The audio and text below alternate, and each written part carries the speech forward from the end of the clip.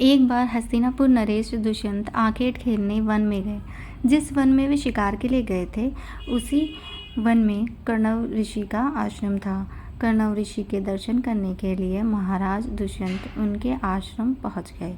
पुकार लगाने पर एक अति लावण्यमयी कन्या ने आश्रम से निकलकर कहा, हे राजन, महर्षि तो तीर्थ यात्रा पर गए हैं, किंतु आपका इस आश्रम में स्वागत है। उस कन्या को देखकर महाराज दुष्यंत ने पूछा, बालिके, आप कौन हैं? बालिका ने कहा, मेरा नाम शकुंतला है और मैं कर्णव ऋषि की पुत्री हूँ। उस कन्या की बात सुनकर महाराज दुष्यंत आश्चर्यचकित होकर बोले, महर्षि तो आजन्म ब्रह्मचारी हैं, फिर आप उनकी पुत्री कैसे हुई? उनके इस प्रश्न के उत्तर में शकुंतला ने कहा, वास्तव में मेरे माता पिता मेनका और विश्वामित्र हैं। मेरी माता ने मेरे जन्म होते ही मुझे वन में छोड़ दिया था, जहाँ पर शकुंत नामक पक्षी ने मेरी रक्षा की, इसलिए मेरा नाम शकुंतला पड़ा। उसके बाद कर्णव ऋषि की दृष्टि मुझ पर पड़ी और वह मुझे अपने आश्रम में ले आए। उन्होंने ही मेरा भरण पोषण किया। जन्म देने वाला, पोषण करने वाला तथा अन्न देने वाला, ये तीनों ही पिता कहे जाते हैं। इस प्रकार कर्णव ऋषि मेरे पिता हुए। शकुंतला के वचनों को सुनकर महाराज दुष्यंत ने कहा, शकुंतले, तुम क्षत्रिय कन्या हो। तुम्हारे सौंदर्य को देखकर मैं अपना हृदय तुम्हें अर्पित कर चुका हूँ। यदि तुम्हें किसी प्रकार की आपत्ति ना हो तो मैं तुमसे विवाह करना चाहता हूँ। शकुंतला भी महाराज दुष्यंत पर मोहित हो चुकी थी, अतः उसने अपनी स्वीकृति प्रदान कर दी। दोनों ने गंधर्व विवाह कर लिया। कुछ काल महाराज दुष्यंत ने शकुंतला के साथ विहार करते हुए वन में व्यतीत किया। फिर एक दिन वे शकुंतला से बोले, प्रियतमे, मुझे अब अपना राजकार्य देखने के लिए हस्तिनापुर प्रस्थान करना होगा। महर्षि कर्णव के तीर्थ यात्रा से लौट आने पर मैं तुम्हें यहाँ से विदा कर अपने राजभवन ले जाऊँगा। इतना कहकर महाराज ने शकुंतला को अपने प्रेम के प्रतीक के रूप में अपनी स्वर्ण मुद्रिका दी और हस्तिनापुर चले गए। एक दिन उसके आश्रम में दुर्वासा ऋषि पधारे। महाराज दुष्यंत के विरह में लीन होने के कारण शकुंतला को उनके आगमन का ज्ञान भी नहीं हुआ और उसने दुर्वासा ऋषि का यथोचित स्वागत सत्कार नहीं किया।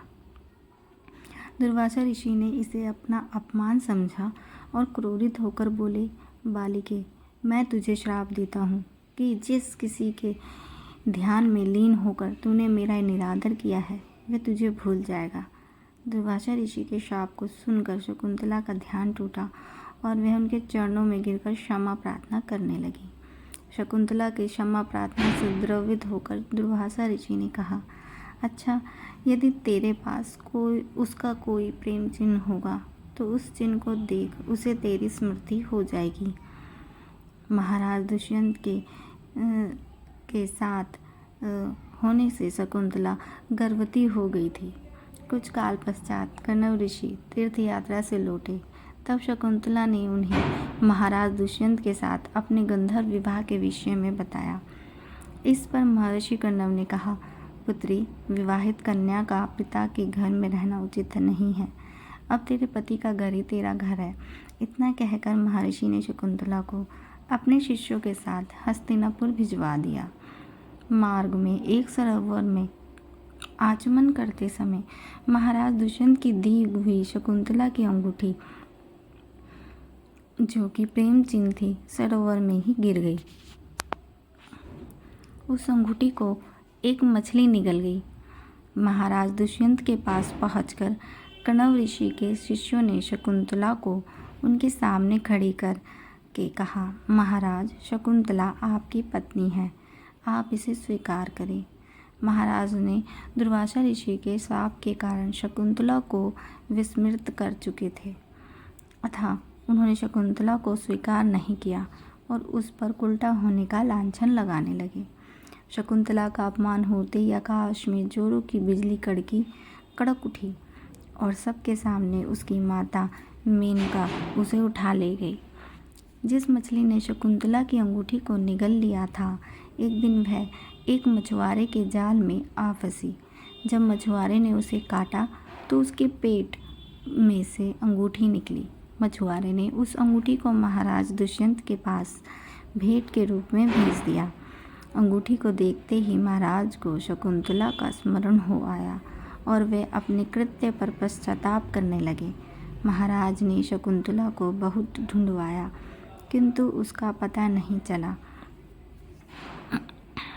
कुछ दिनों के बाद देवराज इंद्र के निमंत्रण पाकर देवासुर संग्राम में उनकी सहायता करने के लिए महाराज दुष्यंत इंद्र की नगरी अमरावती गए।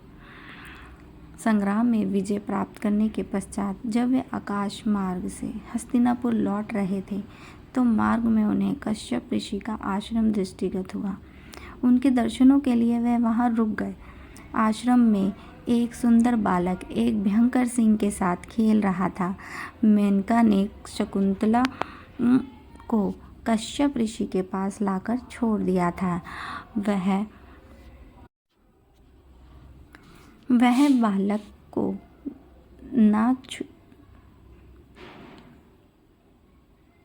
वह बालक शकुंतला का ही पुत्र था। उस बालक को देखकर महाराज के हृदय में प्रेम की भावना उमड़ पड़ी। वे उसे गोद में उठाने के लिए आगे बढ़े तो शकुंतला की सखी चिल्ला उठी, हे भद्र पुरुष, आप इस बालक को ना छुएं, अन्यथा उसकी भुजा में बंधा काला डोरा सांप बनकर आपको डस लेगा। ये सुनकर भी दुष्यंत स्वयं को ना रोक सके और बालक को अपने गोद में उठा लिया। तब सखी ने आश्चर्य से देखा कि बालक की भुजा में बंधा काला डोरा पृथ्वी पर गिर गया है। सर्प को ज्ञात था, सखी को ज्ञात था कि बालक को जब कभी भी उसका पिता अपने गोद में लेगा वह काला डोरा पृथ्वी पर गिर जाएगा। सखी ने प्रसन्न होकर समस्त वृत्तांत शकुंतला को सुनाया। महाराज ने शकुंतला को पहचान लिया। उन्होंने अपने कृत्य के लिए शकुंतला से क्षमा प्रार्थना किया और कश्यप ऋषि की आज्ञा लेकर उसे अपने पुत्र सहित अपने साथ हस्तिनापुर ले आए। महाराज दुष्यंत और शकुंतला के उस पुत्र का नाम भरत था। बाद में वे भरत महान प्रतापी सम्राट बने और उन्हीं के नाम पर हमारे देश का नाम भारतवर्ष हुआ।